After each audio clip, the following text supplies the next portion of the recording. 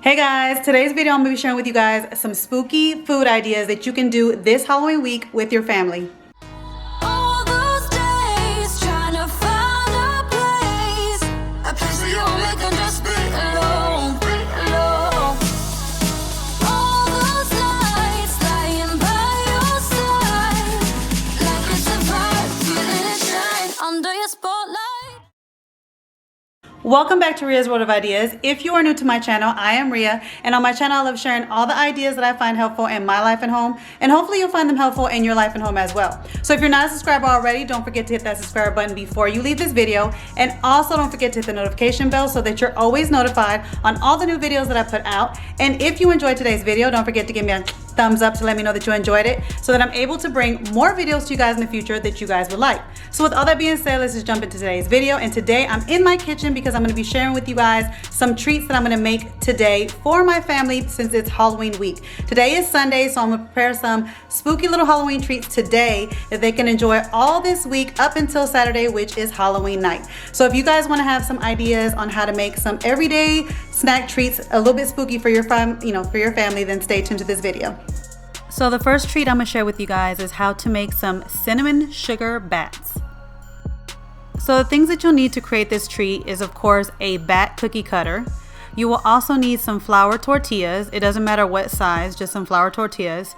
You will need 4 tablespoons of melted butter. You will also need some cinnamon to make the cinnamon sugar, and of course you need some sugar. To create the cinnamon sugar, you'll be using 1/4 cup of sugar and then 1½ teaspoons of cinnamon.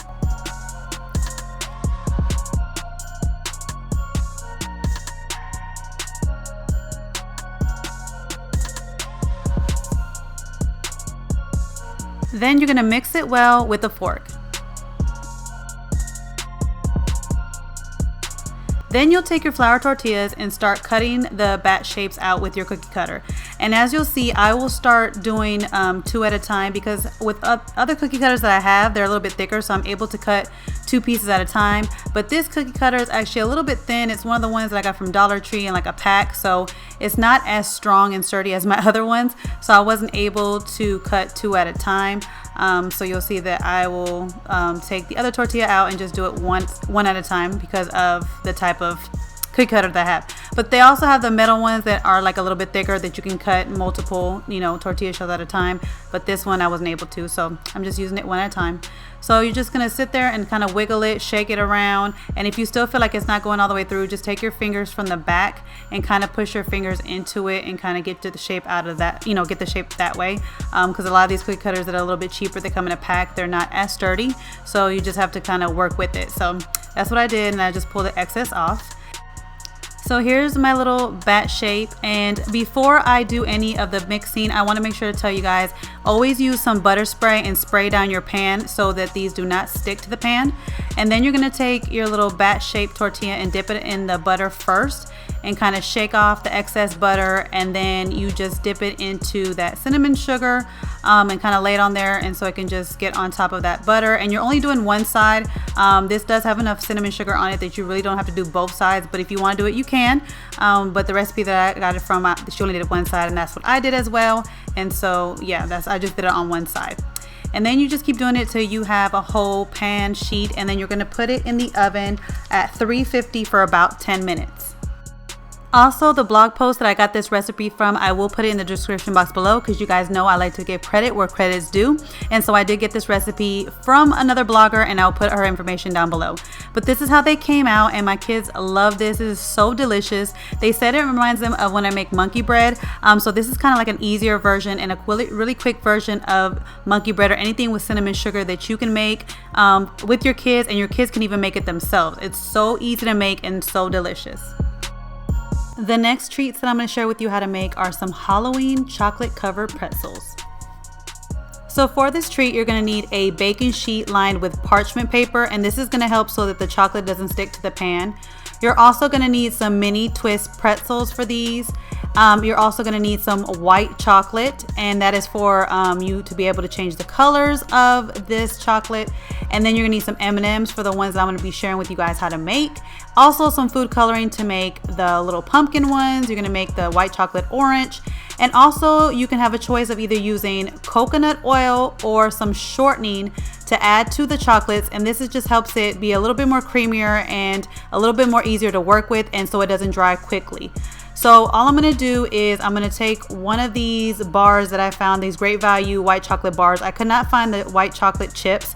If you want to use those, you can use that, that's fine, but I always like to get the Great Value brand, and they only have the bar, but you can use whatever one you want to use.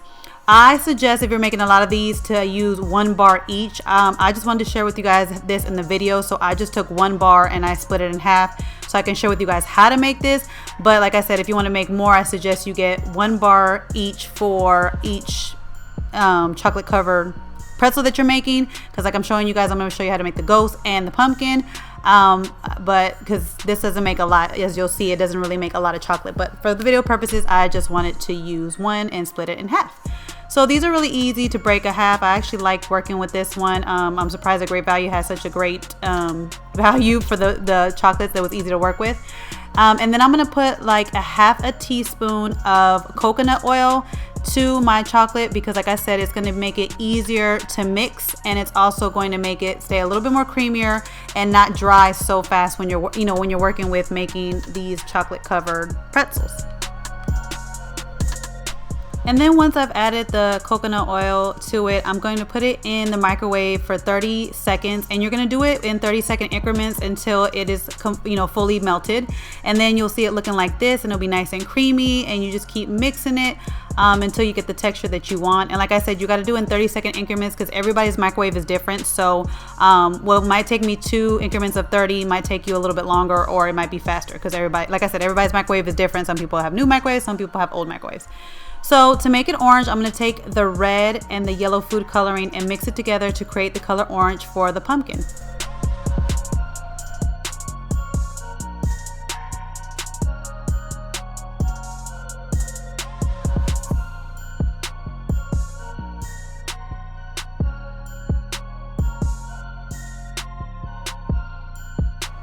Now to make the chocolate covered pretzels, you just take the pretzels and using a fork, you just dip it in the chocolate and just keep moving it over into the chocolate. And then after you're done getting it nice and coated, you just lift it up with the actual fork, and you'll see that it'll drizzle down, and you'll see that the excess will just go off, and then you put it on your parchment paper.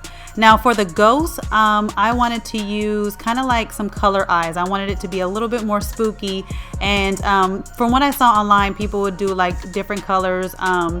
They would do like a white, they would do like a black, and then add like a white in the middle, but I kind of wanted them to look like spooky, so I thought that it would be cool to have red eyes. So then I just took the M&Ms. I just took 1 M&M packet, but I do suggest you get more than 1 M&M packet if you're going to make a bunch of these. But like again, I'm just doing this for video purposes, so I only got 1. But again, back to the ghost, I wanted to add some red M&Ms for red eyes because I feel like it made it a little bit more spooky. But you can also use the brown ones that it comes with, and then you can also melt some extra chocolate, and if you want to add that little dot in the middle to make it like the actual pupil, you can do that as well. But I felt that these looked fine just like this, and my girls loved it as well, just with the red eyes like that. And I felt like I didn't have to add any more detail to it. Sometimes simple is just enough, and I like making things that are easy for you guys to recreate and also for your kids to create. So these treats they can do themselves, and my girls love it because they can do it themselves when I'm not around, and I don't gotta worry about them messing up my kitchen or doing anything. So I feel like I like sharing these treats with you guys as something simple for you to make, but also simple for your kids to make as well, because kids love to be in the kitchen. I know my kids do. So with the orange one, I'm just dipping it the same way that I did with the ghost.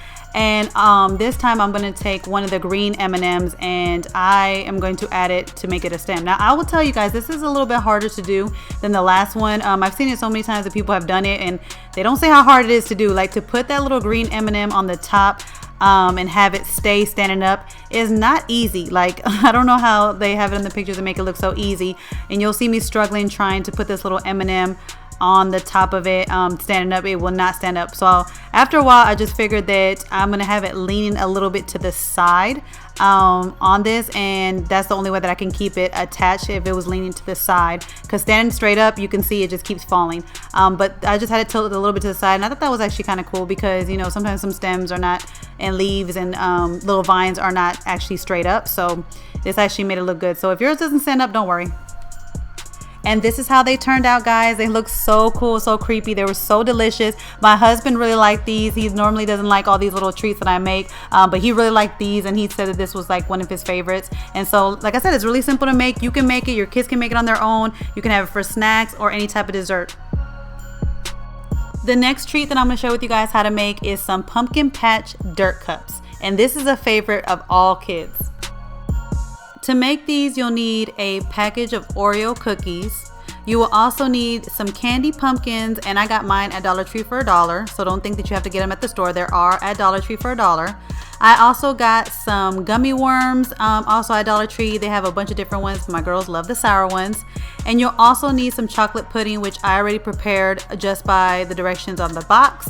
And then you're going to need some clear plastic short cups, because you want to be able to see the layers of the different dirt in these cups. So you want it's the fun part for the kids.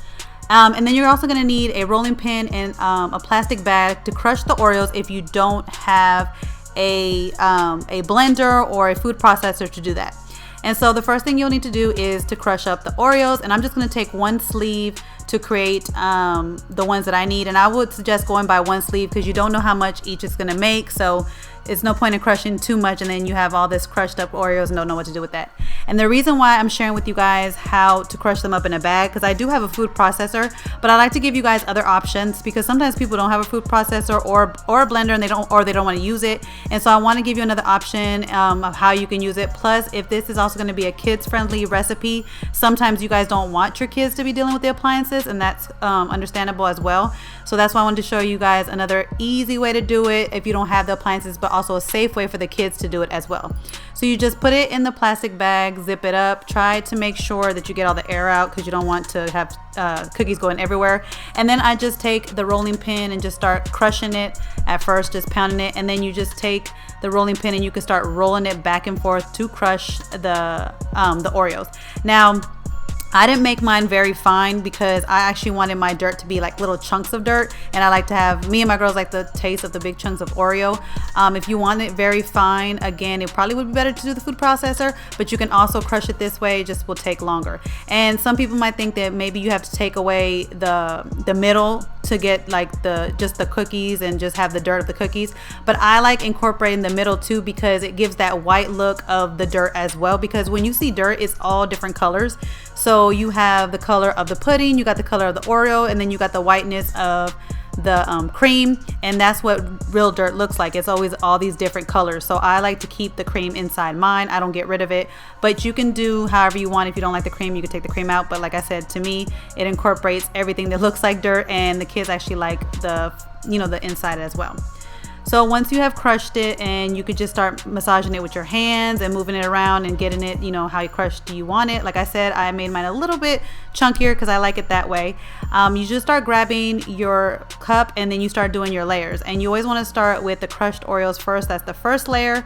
And then you're going to do a layer of pudding, then a layer of Oreos, then a layer of pudding, and then the top layer will end with Oreos.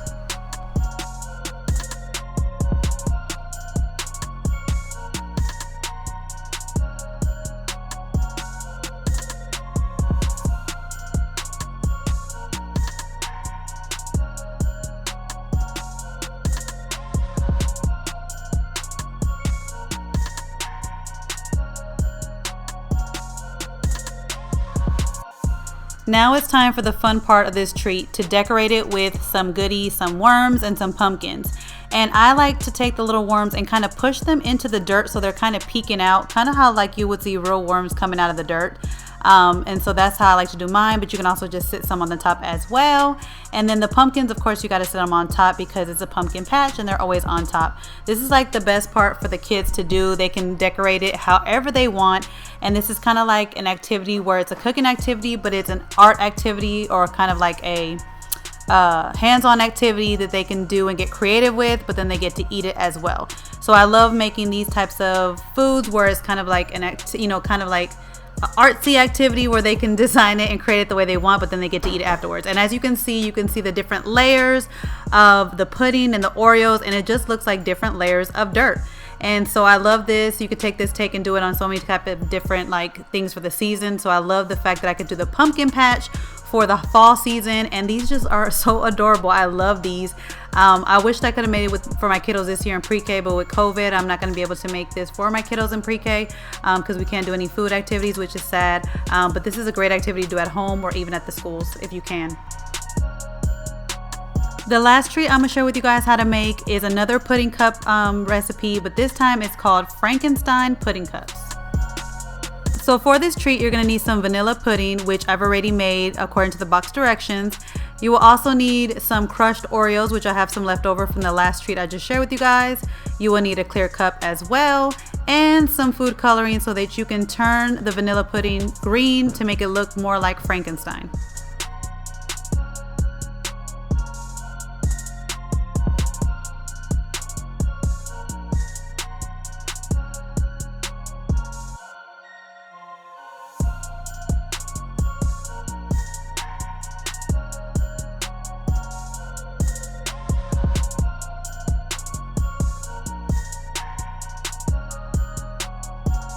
You will then need a Sharpie to draw on a face to the plastic cup to look like Frankenstein.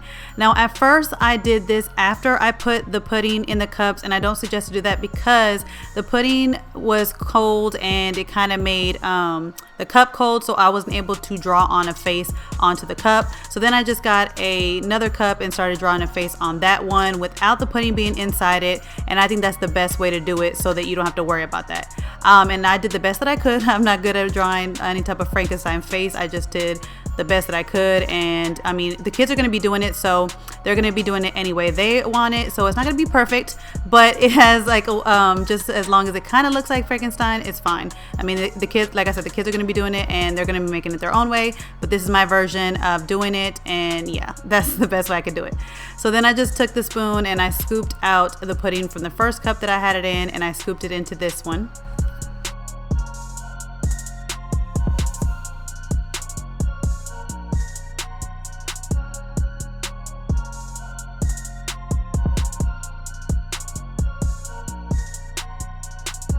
So now it's time to add the top part of Frankenstein, which will be like, I guess, his hair.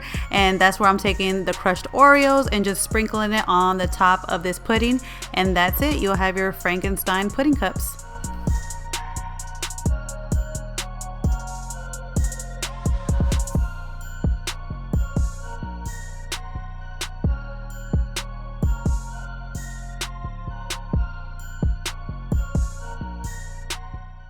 So those are some spooky Halloween foods that I made for my family today so they can enjoy this last week of October leading up to Halloween night on Saturday. And I will be having a video for you guys, the next video that I have, to share with you guys some non-trick-or-treating ideas that you can do on Halloween night this year. Because of the COVID-19, a lot of people do not want to trick-or-treat this year. So I'm gonna have some alternative ideas for you guys to be able to do with your family on Saturday night. So stay tuned for that video. And I will catch you guys in my next video. Bye guys. Hey guys, don't forget to click on the picture in the middle of the screen so you can subscribe to my channel and get notifications on all the new videos that I put out, and check out these other 2 videos that I have posted on my channel on either side of my picture. Have a great day.